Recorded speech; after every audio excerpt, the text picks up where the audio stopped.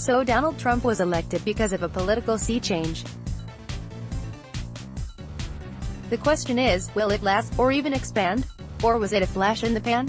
Former President Barack Obama, after all, thought he'd put together a coalition that would outlast him, only to have former Obama voters turn to Trump to make the New York real estate mogul our next president. But how did that happen? Most of the national pundit class has tried to explain the rise of Trump voters by pointing to racism, or economic resentment, or racism, or cultural change, or even, racism as an explanation. But Selena Zito and Brad Todd tried something different. They went to those voters and asked them.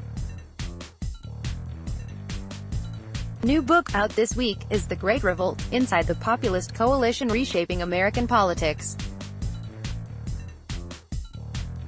And writing that book, they asked swing voters why they voted for Trump in two ways, face-to-face, in a series of deep and sensitive interviews, and en masse in a large opinion survey.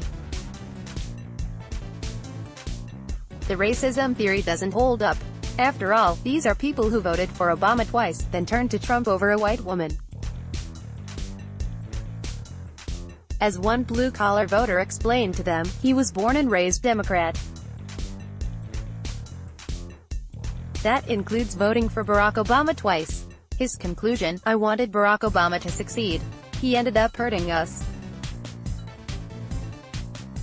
He was weak. Trump, he feels, is strong, and does what he says he'll do. Great Revolt is full of interviews like this, people who supported Obama, but felt that the country was going downhill, while Trump offered a chance to turn things around. But as I read the book, another interesting thing leapt out at me: the role of social pressure. Trump did badly among college-educated voters in places where there were lots of college-educated voters, but he did well among college-educated voters who lived in places that were more diverse. As Zito and Todd write, simply put, Americans who live their lives among a group of friends and neighbors with varied educational backgrounds preferred Trump more than Clinton or Romney, while college-educated Americans who live exclusively among other degree holders were less likely to support Trump, even if they were otherwise Republican. Trump's performance among college-educated voters who live in counties below the national average in education levels was right on the Republican par, particularly in mid-size and smaller counties in the Great Lakes swing states that determined the outcome of the election. These voters did not face the kind of social pressure to oppose the lewd and coarse Trump that their college-educated peers did in the suburbs. That makes sense, and it reminded me of an NPR story last week about how black voters face tremendous social pressure from other blacks to vote for Democrats.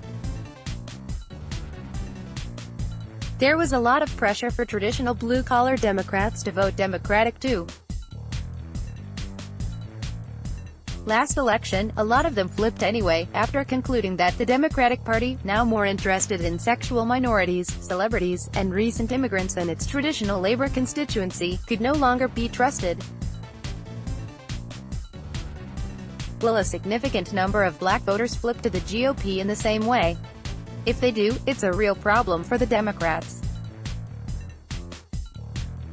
Glenn Horlin Reynolds, a University of Tennessee law professor and the author of The New School, How the Information Age Will Save American Education from Itself, is a member of USA Today's Board of Contributors.